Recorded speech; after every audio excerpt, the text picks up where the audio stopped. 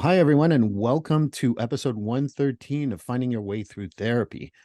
I can't tell you how happy I am to see a returning guest, but more importantly, a friend. So, we make friends over Instagram sometimes, and you never know who's going to be the most supportive. And, Gina's been very supportive of me. And I've tried to return the favor as much as I possibly can. Gina was on episode 46 and she's back today because she's promoting a book out on August 22nd called Moving On Doesn't Mean Letting Go. And I've read most of it. Again, I never lie to anyone. I didn't finish it yet. Sorry, Gina. But I'm working on it and it's going to be highly recommended. And I will make sure you guys have a link to buy the book. And I just want to welcome Gina Mofa back to Finding Your Way Through Therapy. Thank you, Steve. It is always like coming to visit an old friend, hanging out with you. So thank you so, so much. I'm grateful. It's you develop like these connections with people sometimes and they come and go. And we connected over Instagram, and it's one of those things that we connected and you kind of go, okay, well, we connect forever or whatever. And I can't wait for you to come to Boston to promote your Yeah, book so we can have lunch because we've never met face to face. never. But it feels like it's been years. So it feels like we're old friends by now. We are old friends by now. But I think it's COVID. like-minded people, right? Yeah, for sure. When you you know find your people, you stick with them. and I'm so happy. I'm going to go to New York and we're going to grab dinner or something. Just a great human being. And, I know that people might have listened to episode 46, but maybe for those who missed episode 46, go back and listen to it. But I'm going to ask the same question I always ask all my guests, even if they're returning. Tell us about yourself. It's so funny. This is one of the hardest questions. You could Yes, it ask me is. anything about trauma, anything about grief, and I'm like, great. But when you say, tell me about yourself, I'm like, I don't know. My name is Gina. Anyway, my name is Gina Maffa. I am a grief and trauma informed, and I love, and we're going to talk about that, therapist in private practice in New York City. I work with people enduring losses of all kinds, life transitions, changes, even good changes can be hard and traumatizing. And right now, I am promoting a book that's coming out on August 22nd, as Steve just mentioned. And it is a book on grief and navigating loss in this fast-paced society that we're in. So, this is where I'm at right now. And what a whirlwind.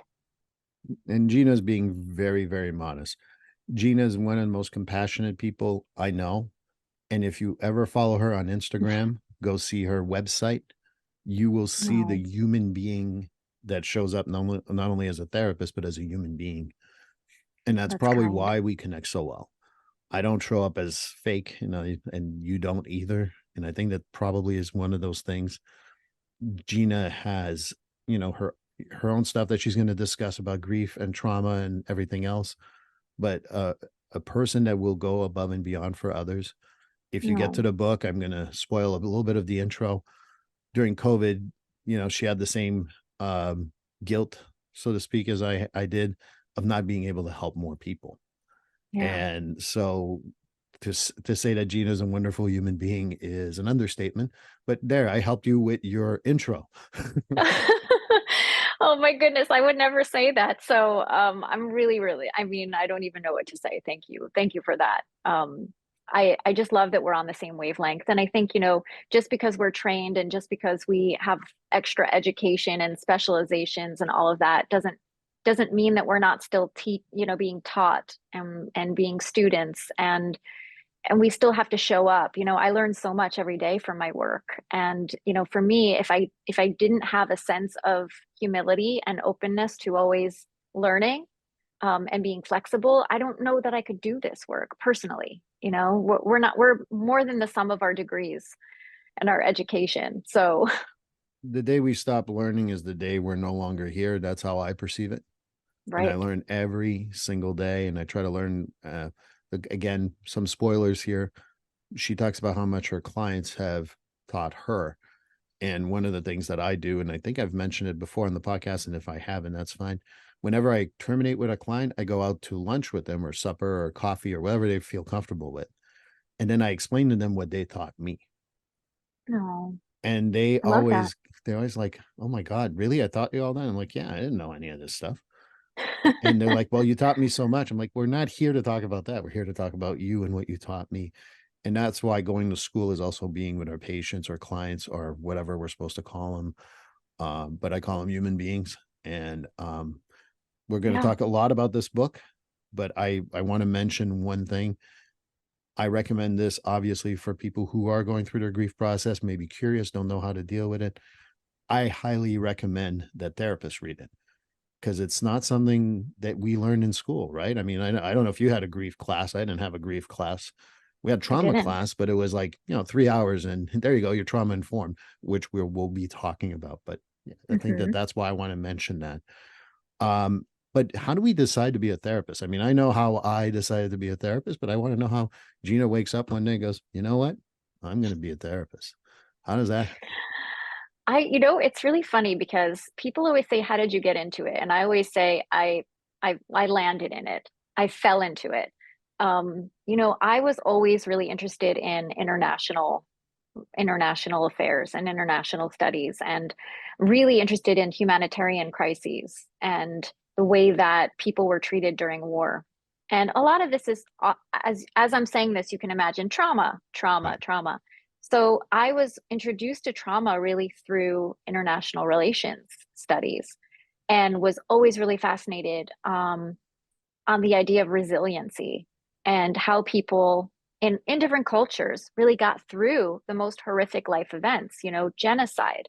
We're talking about, families being slaughtered and taken away, children being drugged and used as soldiers. I mean, really human atrocities at the highest level. Um, and just really wanting to understand more about how we survived that. And so, as I realized that I was more and more interested in the human behavior part of international relations and less about the law, I fell into, fell into therapy and social work school at NYU, and wanted to 100% knew that I wanted to be in trauma and a trauma therapist. So, and interestingly, at the time, there weren't classes specifically on trauma. It was 2001, and it was very, it was just after September 11th, where I did my thesis on terrorism and the psychological aftermath. So I was already sort of starting this journey into trauma work, just not really understanding which road would I take in Right. this way. Would I wind up being a lawyer, or would I wind up going into human behavior of some kind? And I didn't know. And, but more and more, it just felt like I was home.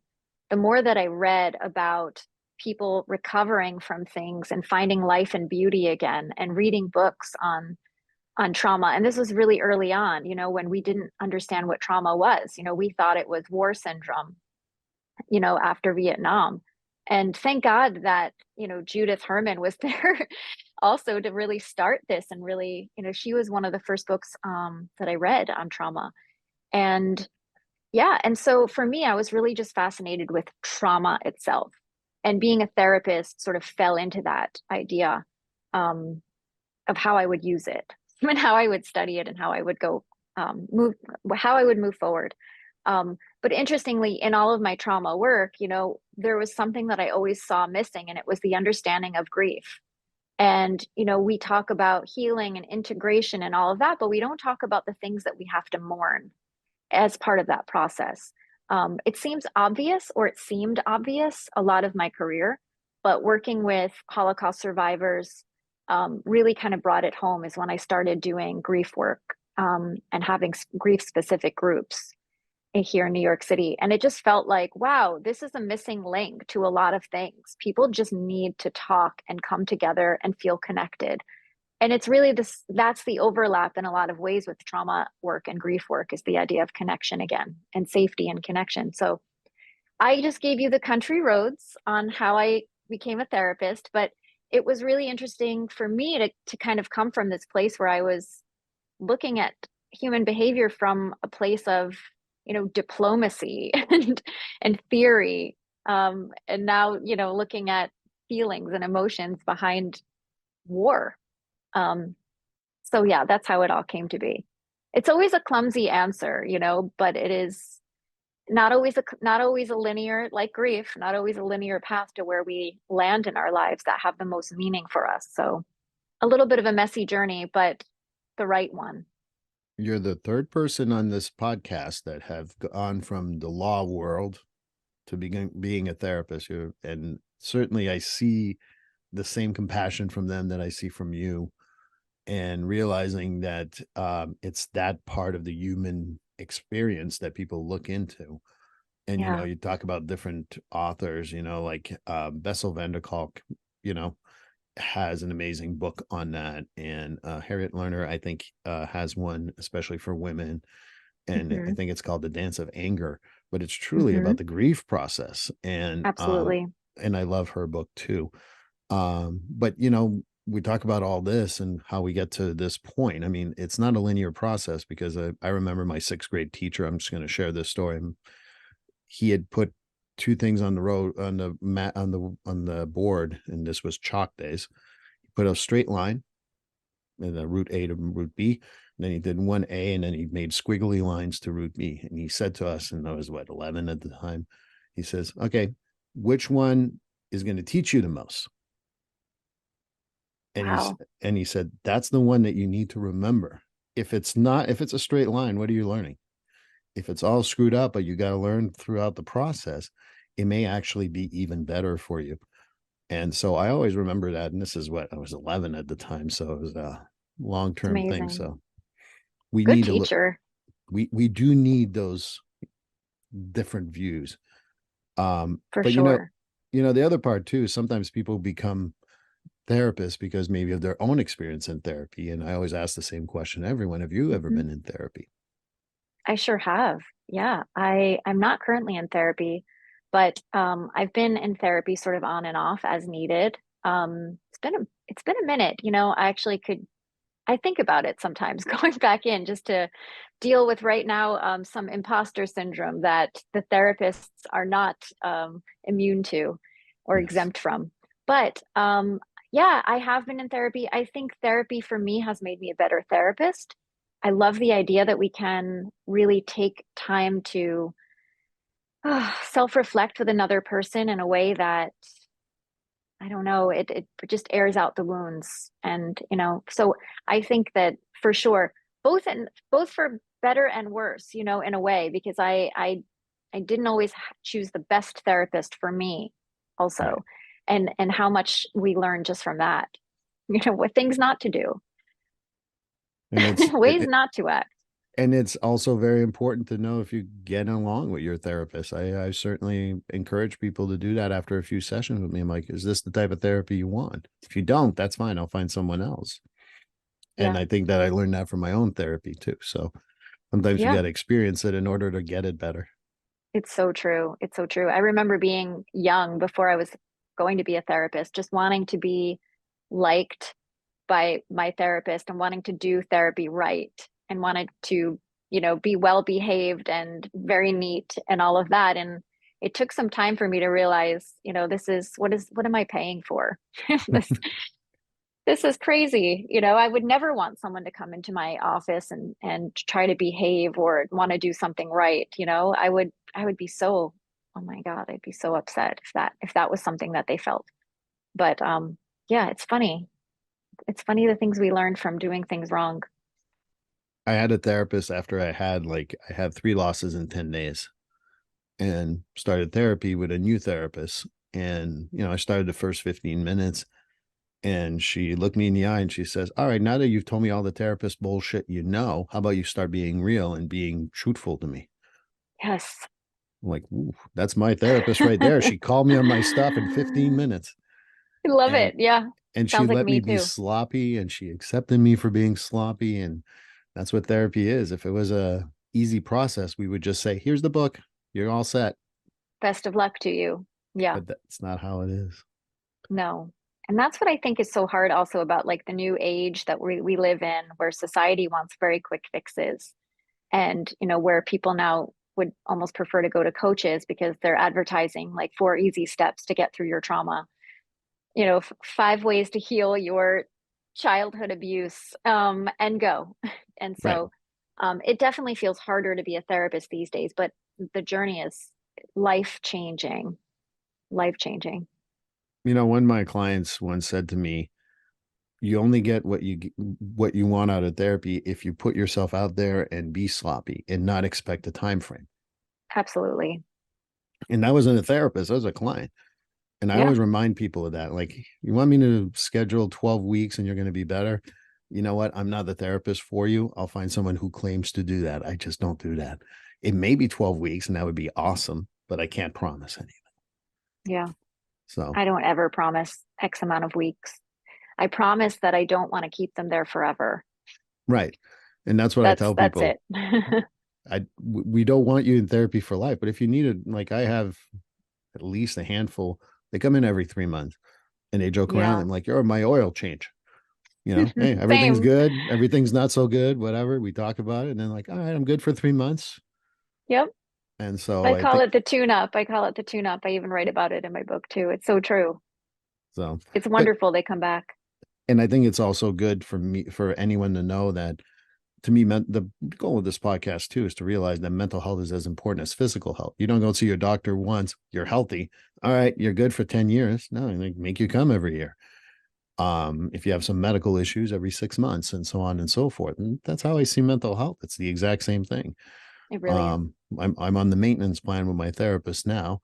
But he always says, you need to come back regularly. I'm open to it. I love it. It's, So, I mean, we need to have that. I talk about it in at the end of my book, really, but even when we think we're doing well, and or we terminate, that the relationship still continues. And whether or not we decide to go back for the tune up or the maintenance, that relationship lives inside of you and continues to evolve. So a lot like grief. yeah. And maybe that's a good place to start. Like the grief process, we talked about it not much in school, so to speak. So, what made you decide one day, like, based on my experience as a therapist, I'm going to write a book? What made you decide, besides that, like, why do we need to process that through a book? Because I think it's a good question to ask. Absolutely. This all came about really just during COVID. And I was seeing clients. I see people, in college, all the way through, beginning of college through graduate school. People are, emerging adults, so to speak, and really high functioning people who want to do the work. And I came to a place during COVID where, like we spoke earlier, there were so many phone calls coming my way, so many people calling from all over the country, all over the world, and, in a state of loss, not just death losses, but, divorce, breakups, loss of a pet, fertility challenges, livelihood changes. They opened a business, took everything they had, put it into a business and lost it during COVID. And there was such a sense of helplessness. Um, and so I remember working with some clients who were like, okay, I'm so anxious about what I'm going through. This is my first experience with loss and understanding that I'm grieving. What books do you have for me? So I would name some books and I would give some suggestions, and they would go out and they would read them, and they would come back and say, okay, it was good, but it wasn't for me. Hmm. It didn't speak to me. And I started to get this again and again. And one of my clients, bless her heart, this was the therapy I got that day. She said, you give such good, you're here giving me the most helpful tidbits and tools, and you send me home with reflections. And I feel like every week I'm doing something and I'm making my way towards something. That's the kind of book I need. And I want you to write it. And I was like, oh, I was like laughing, thinking, why would I write a book? I'm just me. I'm just a therapist in the trenches doing the work. And, it kind of struck me that the thought stayed with me for a while. And I thought, okay, what could I do that's not about just me? Writing a book that makes me look good. And, I was thinking about it, and it was, how do I provide access to as close to grief therapy with me as one could get in a book for people who do not have access to therapy, either access through financial reasons or location reasons, or maybe they're, nervous because they've never been to therapy and don't know what to expect. So I wanted to write a book that was almost like the front line to going to therapy. So this is what it would be like if you had a grief and trauma informed therapist and you were going through a loss of any kind. And that was my mission in writing the book. What would that be like for somebody who had no idea or just couldn't do it for many different reasons? And that's really where it all started. So I wrote a proposal and I thought, if it's meant to be in the world, almost took a spiritual bend, and having lost my mother, I wanted to also share that I'm not just a trained therapist, but I've been around the block. I've Yeah. experienced this myself and I learned what didn't work for me also. And so that was sort of my pledge to put it out in the world in a way that felt like it had a mission and a higher good for people. And somehow miraculously got a literary agent and a book deal, and off I went to the races. And it's been a really interesting experience of writing the book and wanting it to speak to so many different losses that we've experienced now since COVID. And I understand COVID is still actually happening, but um, the initial trauma of COVID was very, very hard. Um, and so I really do try to speak to that period of time. But also since then, and I know you probably understand, social media has taken off. Oh, Yep. reels have to be 7 seconds. The world is so much faster than it was pre-COVID. And so, you and I talked about this earlier, but I was like, okay, well, what do I do when I have clients coming to me and I'm saying, grief is messy and, you're going to feel what you feel and you're going to feel it for as long as you feel it. Now, if you come in with a history of anxiety or high adrenaline or trauma, hearing that is going to completely upend you. And as a therapist, that felt really irresponsible, though true that I would then have to, it doesn't fly. And so for me, I wanted to Doesn't. provide something that would give a sense of agency, right? That we can do something and work towards something and still be connected to the endlessness of grief, which is that it will always be with us, but it transforms and it should lessen in intensity and you should find relief and we allow life in again. But nobody knows how to do it. It sounds good, but how do we do it? Where do we start? So that's kind of what I tried to put in this book. And I And think I that you hope did. you're somewhat through it. So I'm hoping that that came across. Of course, you mentioned something that you say at the end of the book, and I'm like, ah, of course, I haven't read the whole thing, so she get talks about that. Uh, Well, now but you'll when you read it, you'll be like, oh, there she is. There's the tuna.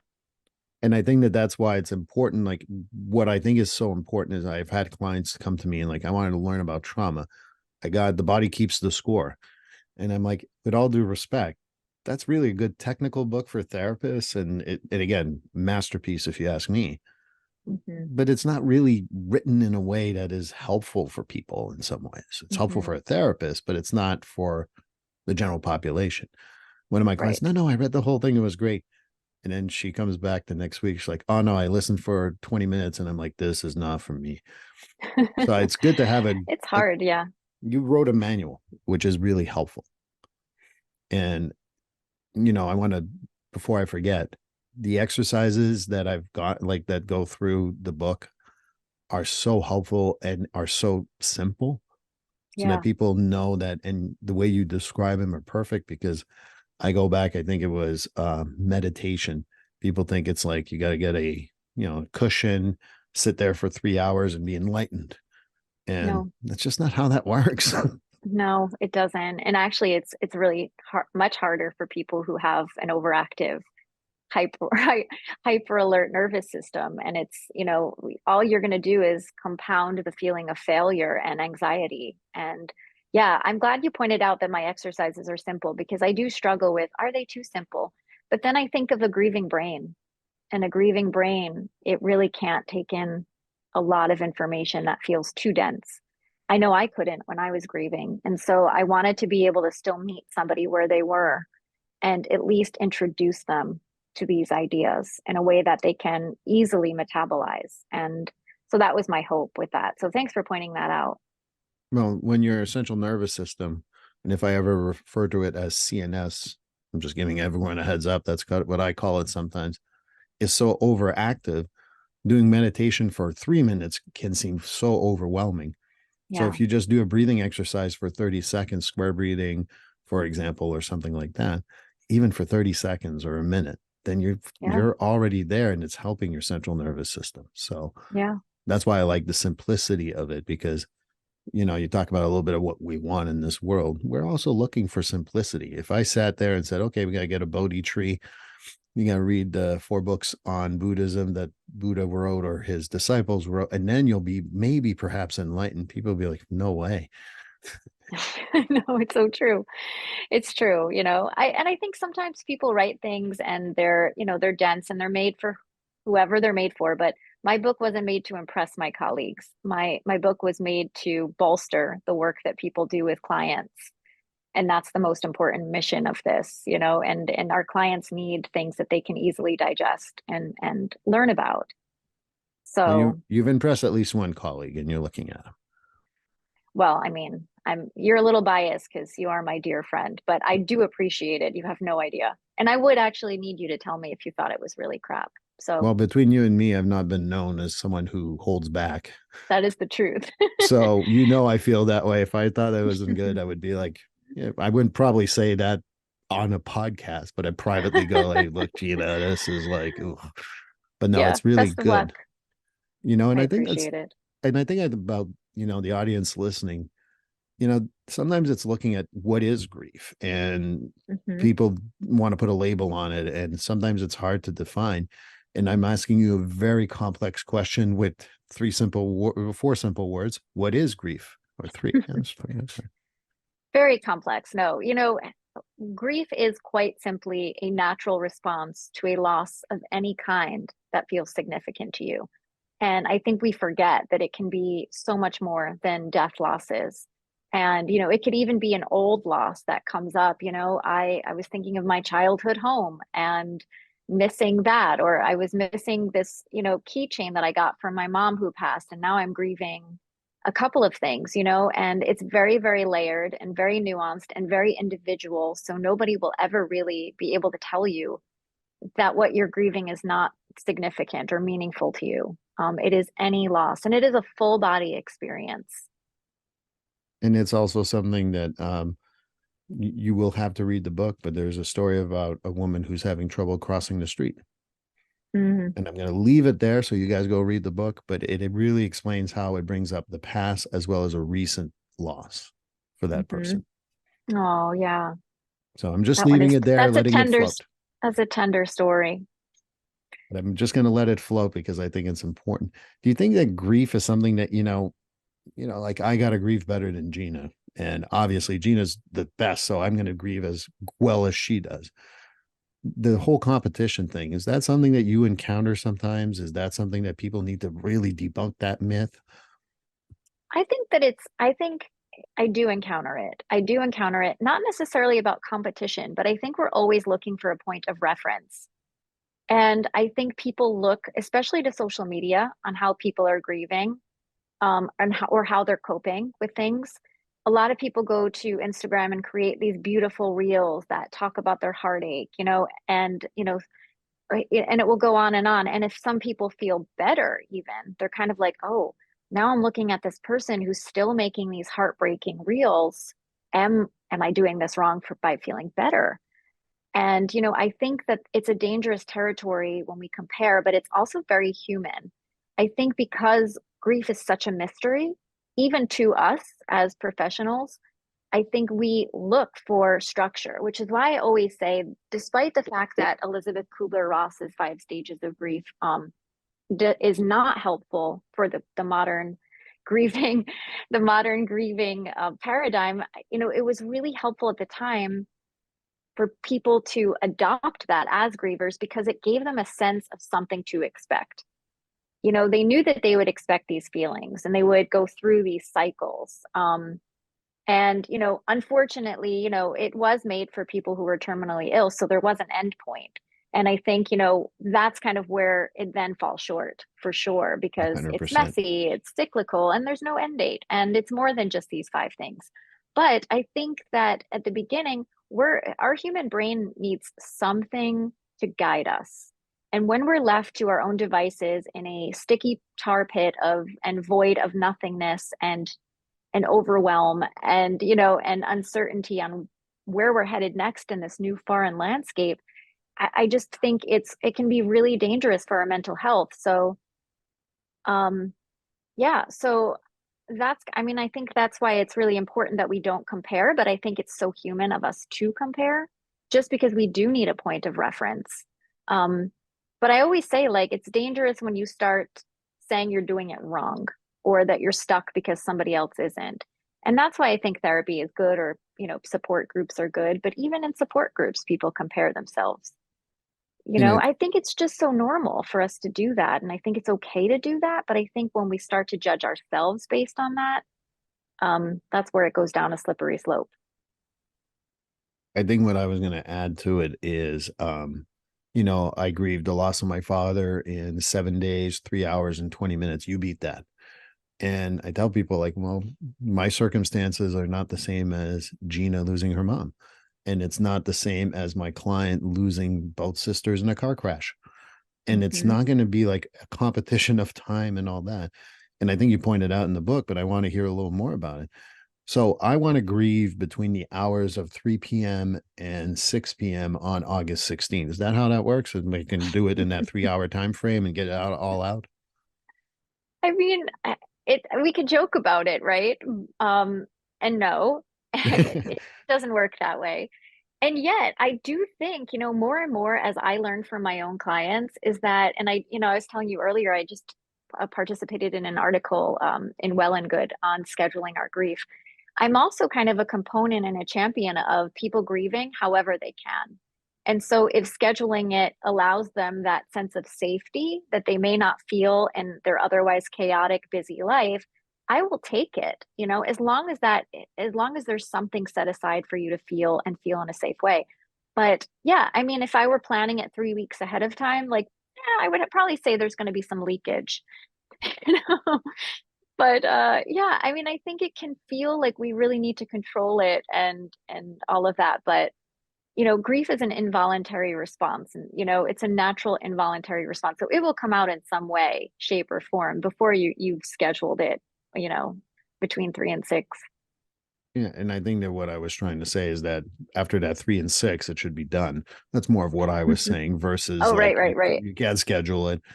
When I work with first responders and there's a lot of loss and that happens, especially within the police and fires, I always tell them that it's not checking in on someone for the first 2 weeks. That's everyone can does that. It's checking in on them 3 weeks later, a month later, 2 months later, because that's when sometimes that grief comes out in a wanky way, at the risk of sounding English. Um, but I think that that's the other part I was pointing out, and I think you can speak to that too. Is that I had a guest on, Crystal Partney, who said, I thought I was over it, and I went shopping where I used to shop with my sister at the supermarket, and I broke down. I couldn't even stay there, and I thought I Yeah, was over it, which is another misnomer I think about grief. 100%.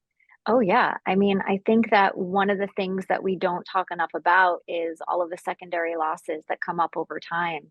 And I talk a lot about how grief is in the layers. The first month or so, even the first 2 months, is, practical stuff and a state of shock. Even if you're expecting a loss, the loss has now happened, and there still can be a state of shock. Once all that wears off, and you're also busy with either, doing estate work, or, planning a funeral, or, giving casserole dishes back to people and fielding phone calls. Um, Once that wears off, and you're left looking at your life again, at your life as a whole, and also what's in front of you, all of these other losses come up in different ways through time. And also, the idea of being over it, there are triggers and grief reminders all the time that will come up just as trauma does. And, it can really feel like it's set us back. But I think one of the things to remember is that it will happen. If we know it will happen, once it happens, we can then prepare for it. But I think just the idea that knowing that, it's not just a one and done. Later on, you will be in a supermarket or down the street, or even sitting on your couch, or getting a smell of something, or picking up the phone just thinking that your dad or your mom is still alive, because just by default your brain forgot that Right. they're dead. And so yeah, I think one of the biggest things to remember is that it never goes away. And the intensity of the feeling changes, but those reminders are in your body. And it never changes. And Yeah. one of the other things I talk about trauma and grief being similar, and we're going to talk about that too, but it's not the same. I tell people, like, trauma and grief is like this big mountain, and you go around it in circles, go up a little bit and go back, but there you don't get over it, you get through it. Hmm. And the grief process can be quick, could be long, can show up in different ways. I've lost my friend, as everyone knows, that part of my being a therapist is losing my friend when I Yeah. was 12. Yeah. I can talk about it today. Come Labor Day, when it's going to be the anniversary, we'll talk about, maybe I won't have a hard time. Maybe I will have a hard time, but there's no way in hell I'm going to judge it. And I think that's Yeah. the other part that's important. Yeah. You can't. I mean, that's the most important part is just allowing it to be what it is, and I don't know if you've ever felt this way, but since my mom died too, like every year I don't know what to expect. And I may have a good year one year and think, oh wow, this has really shifted. And then the next year I'm flat on my ass in a state of grief and I'm shocked.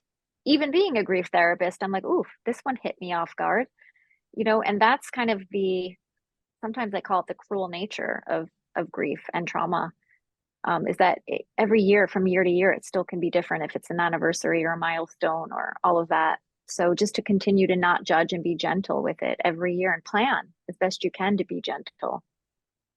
I don't have it in front of me, but I remember like kind of like going, first year was tough with my dad. Second year was, things were okay. Third and fourth year was really, really difficult. And then it got easier. Last year was fine. I don't know what it's going to be in December, nor am I going to be like, let's predict it. Yeah. Oh, yeah. The only thing you can do is plan. And I always say, and this is also in my book, I don't know if you got this far, but sort of like the ABC, like really simplifying kind of like your plan A, your plan B, and Hmm. your plan C so that you don't feel so overwhelmed that now you feel like you have to do what you planned for that, fourth or sixth year. And you can plan accordingly, like, well, it may be hard, but I don't know. So I'll try to go to this party, or maybe I'll go to work, or maybe I'll go to dinner. That's my planning. And if I wake up that day and it's not feeling it, and I feel really bombarded by that grief and that loss, like, nope, we got a plan B. And if that plan B doesn't feel good, let's have something on the horizon after that. Because I think just knowing that you've already planned something, it it'll fall a little bit more gentler, a little bit gentler in that way, because you're giving it thought and you're sort of preparing, so that sense of anxiety is lessened.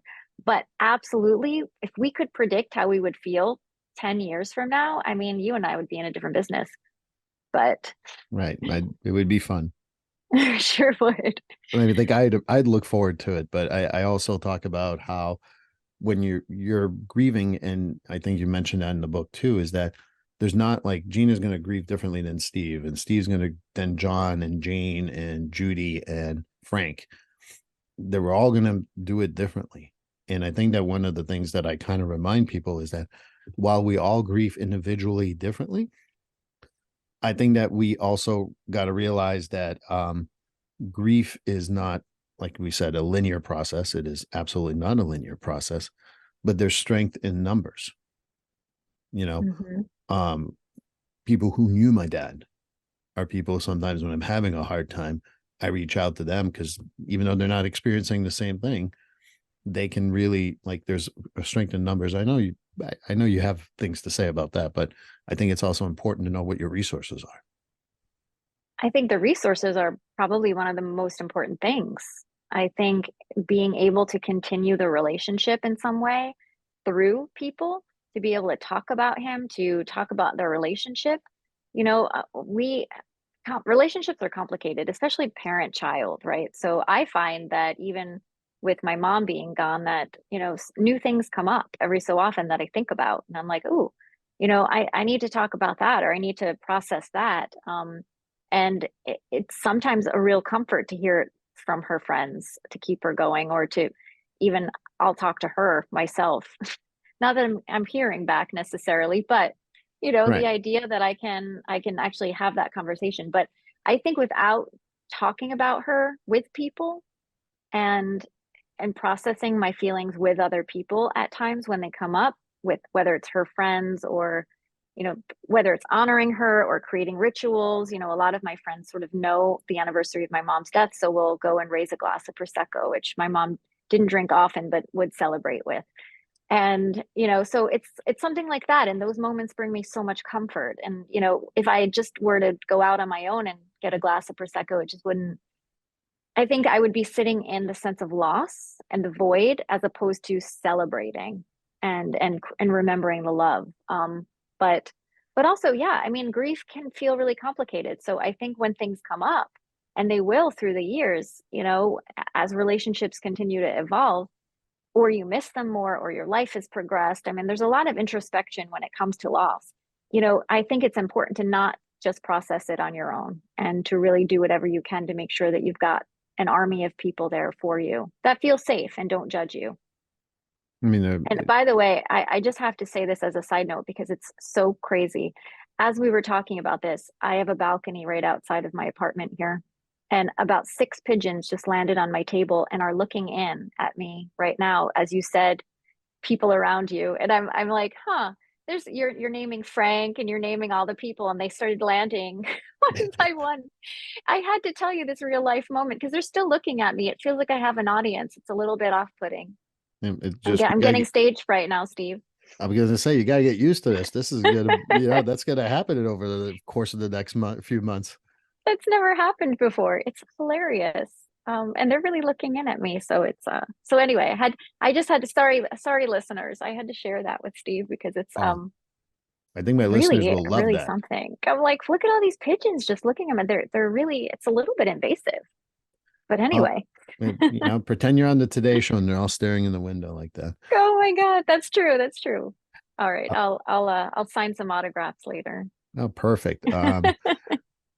I'm going to go back to another part that I think we talked off air before this, and the importance of the nervous system and how it's Hmm. rooted in the nervous system. Can you tell me a little bit more Hmm. about that? Because I think it's absolutely right.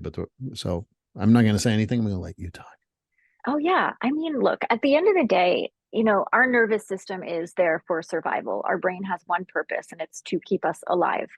And, our nervous system I see as the smoke alarm. It's always looking out for a fire for us. And loss is a fire. And so one of the things that I always say, this is how I actually compare grief and trauma. This is where they overlap, is in these moments of our nervous system. And this is where a lot of things can feel traumatic about loss, even if you haven't necessarily had a traumatic loss. And I say that with quotations because there's a frighteningly vague definition of what traumatic loss is. And it is really just circumstances that feel traumatic. Great. And that is according to the Journal of Traumatology, European Journal of Traumatology.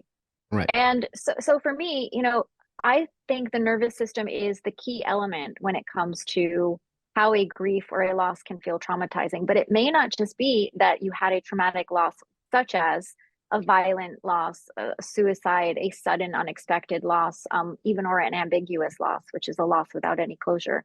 But our nervous systems hold anxiety and high adrenaline.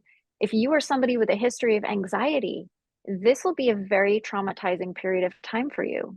Right. If you are somebody who just physically, is always on high alert with your nervous system, if you go into fight or flight easily, this will be something that feels traumatizing.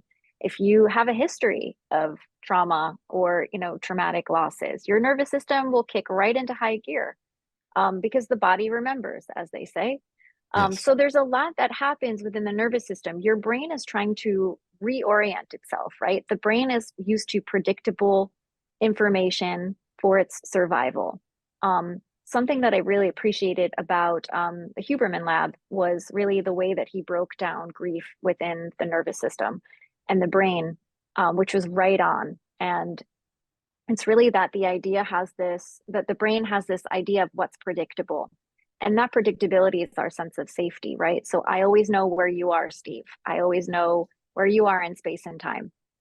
It's predictable. You are there, you're alive, you're present, and I know basically that you're going to be where you are. When that is taken away from us, now the brain has a lot of work to do because now you're not there where it's in its predictable place. You're not there. There's no idea where you actually are in space and time, right? We can, even if we're religious, we can say, okay, well, Steve is in heaven or Steve is wherever Steve is in my religious belief system. But for the majority of people, you're really just in an unpredictable place. You're in an unknown place. And the way that we have to contend with that is that we actually have to hold on to the relationship but let go of the other two aspects.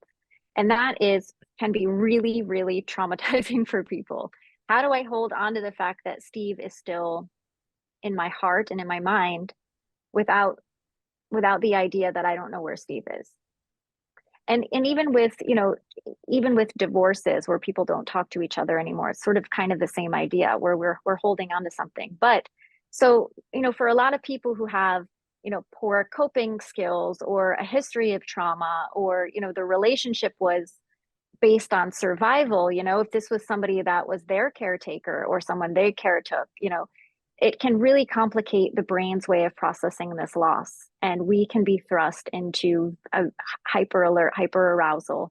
And a lot of people won't really understand that it's much more intense than, say, just normal fresh grief, quote unquote. You will really be in a state of hyper arousal to the point that you can't find relief. Right. And that is one of the parts of grief that people don't talk enough about, is really that overlap with a sense of trauma, and all of the ways in which something can feel traumatizing to people. Right. So I wanted to point that out in this book because it is important that we don't feel so isolated when we're having what could feel like an abnormal reaction to a loss, but based on our history, our attachment, to that person, and really how we can contend with the idea that they are no longer in their predictable place for us. And I think that when I go back to the central nervous system and all the hormones, I think Yeah. people who don't understand that, I said, okay, well, what about if I told you you're calling your favorite restaurant or going to your favorite restaurant and it's no longer there? Or they said, oh, we moved to a different town, different part of the city, or what have you. Look at your reaction. That's your central nervous system, because there's lack of predictability suddenly. Yeah. And Yeah. the other thing that you point out in the book that I really want to point out is that most people say, well, I'm feeling this way. It's my central nervous system. The central nervous system doesn't feel anything. Yeah, it's true. I mean, it's just there to protect you. It's just got the hormones racing out to keep you alive and all of your major, other major systems functioning. And that's really basically it. But I don't know where you want to go with that one, where we talk about it. But I think it is important to understand that it's your safety. It's responsible for your safety and your survival only. And so when we talk about, say, grounding and centering your central nervous system, it really is about sort of getting those hormones into check so that they're not racing around trying to keep you alive or figure out where the fire is in your body that's going off, because that's really their only job. They don't feel anything. They're not feeling scared, or, they're like, hey, it's like the fire department sliding down the pole, getting the hoses ready, getting their gear on and jumping into the truck and looking for that fire to put out. And it's not, that's their only job. So when we talk about sort of grounding that nervous system, it's what can we do in order to provide a sense of safety to our body, and our nervous system so that we can then feel. Right. And I think that the reason why I mentioned that, and it's from Gabor Mate's book, Oh, The yeah. Myth of Normal. And it talks about how we have, there's one part of here that the brain is what concepts are, which include feelings, people, their concepts. They're up here. Your central nervous system is almost your spine. And that's just like safety, safety, safety. Your heart has also a nervous system.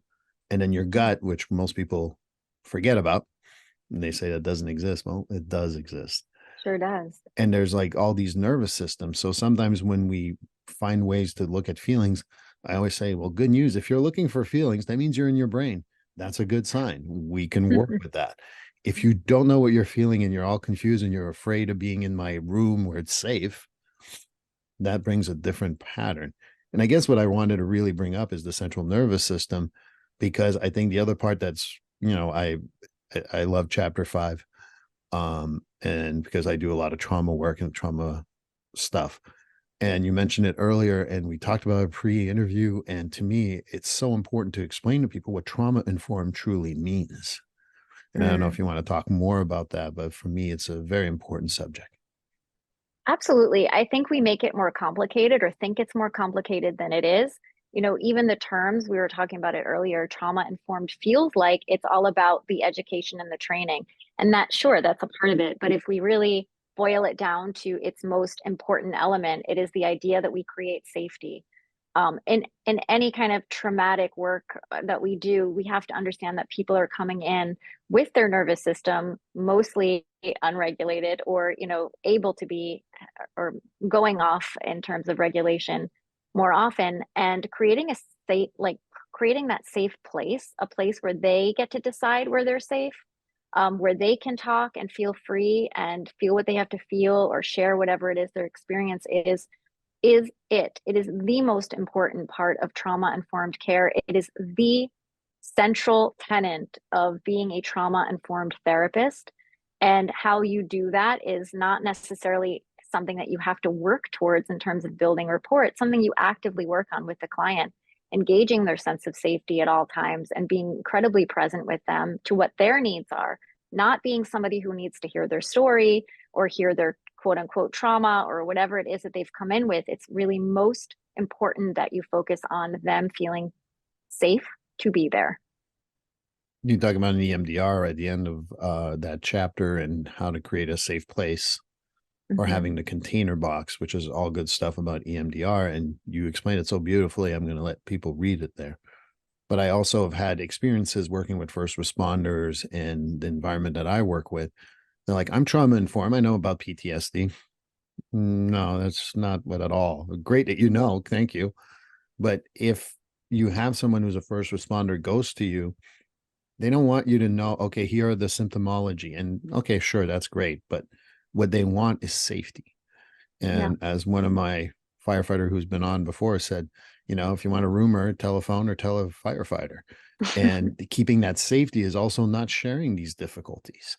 And I'm not picking on firefighters only, I'm police and everyone else. You can listen to what I just said. I put you in the same boat.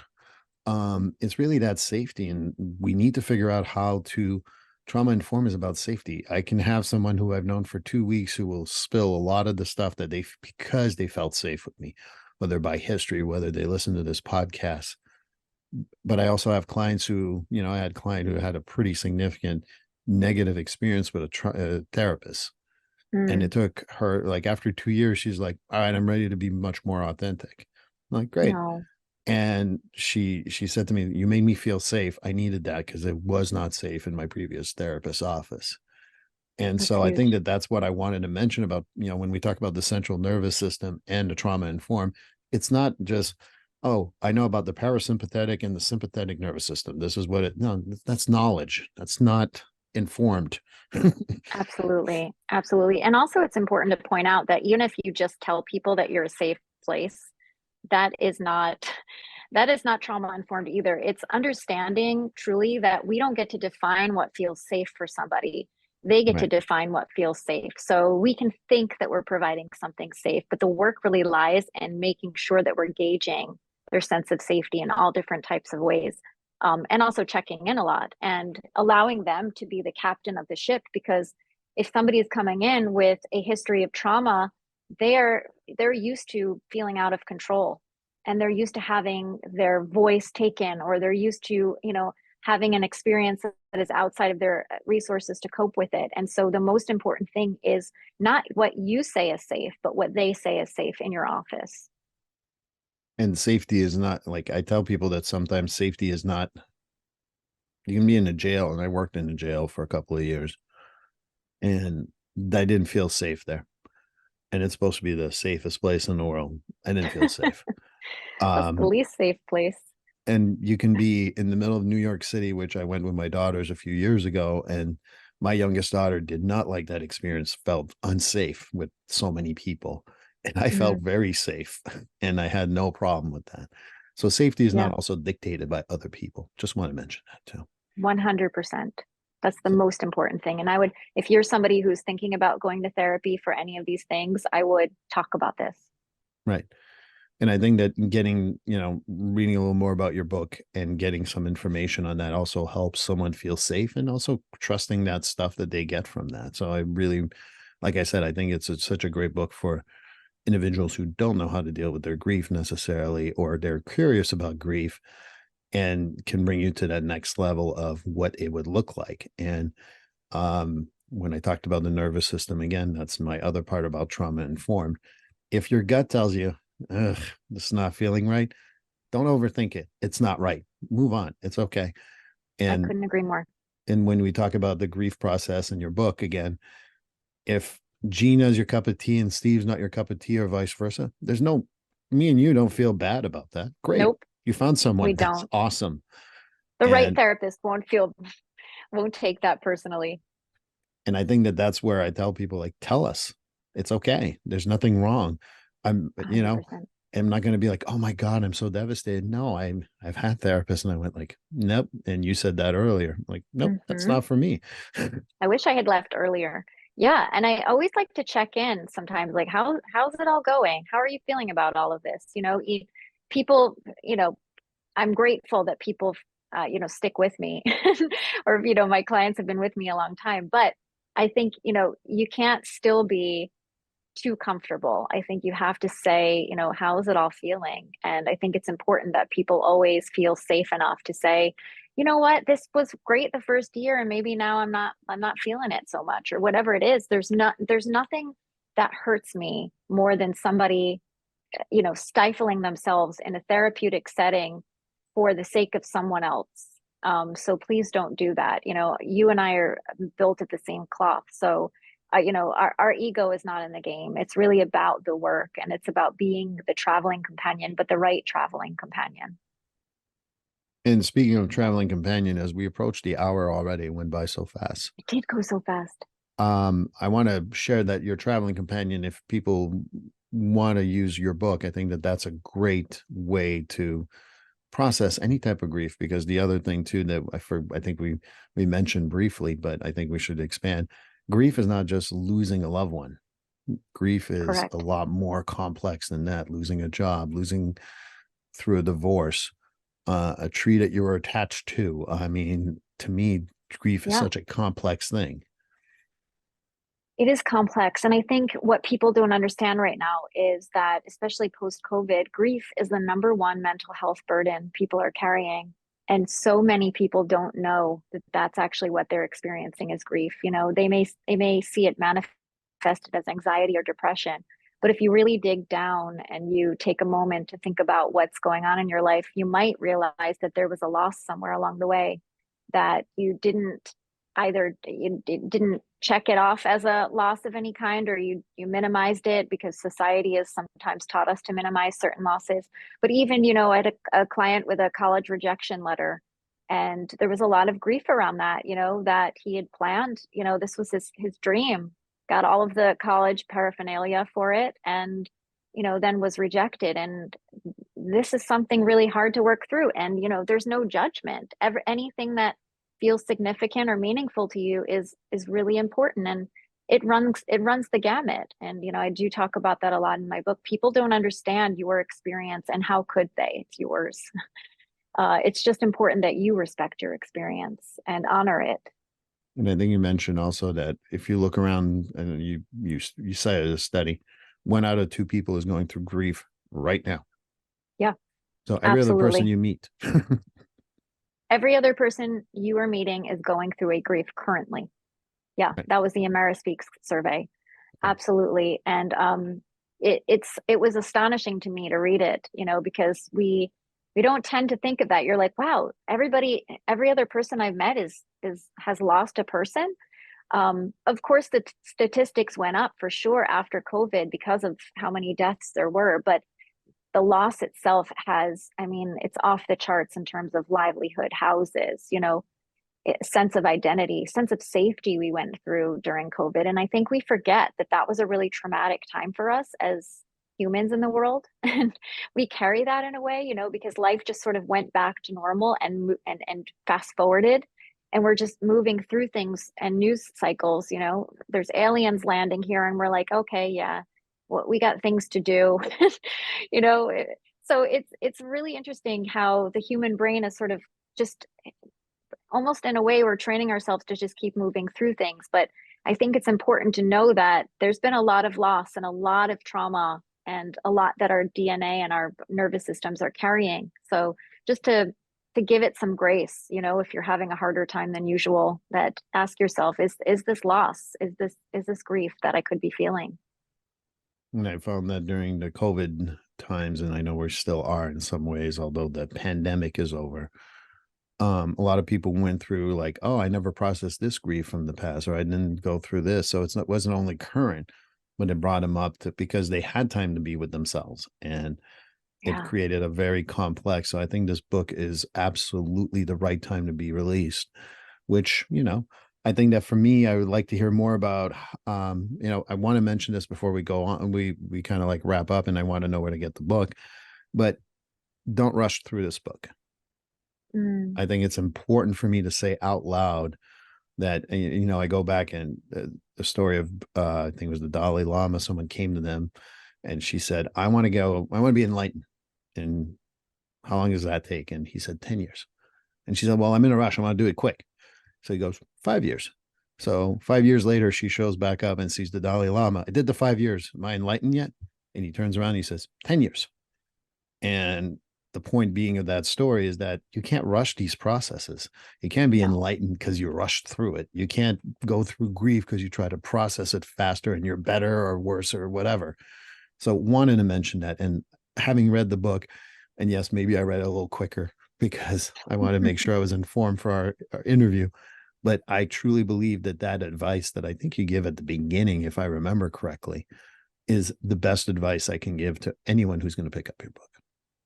Yeah, thank you so much. I think, my hope is that there will come times in your life that you need to pick it up in different ways to either look at rituals for carrying on, or, if you had a hard relationship with someone you've lost, how we retrace our steps and look back at things, whether they're, death losses or divorces.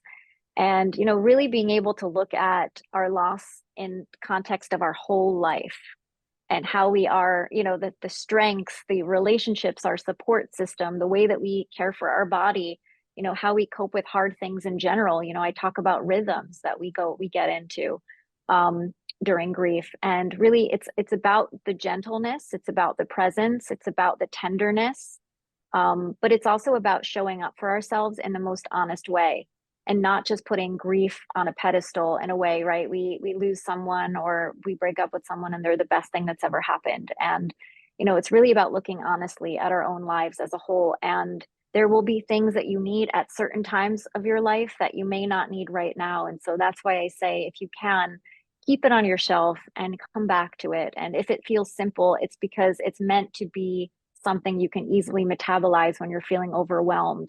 Not something that you have to look up and, Google what the meaning of it is or feel like it has a density. So just know that it's coming from my heart, and the hope is that it lands in yours, however you need it, whenever you need it, or for someone else who might need it. And that's it. It's just to really be there for one another and provide a safe and soft landing.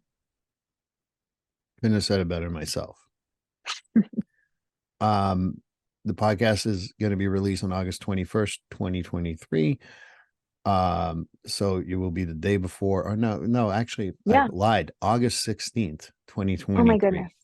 So Amazing. the book is coming out on August 22nd, 2023.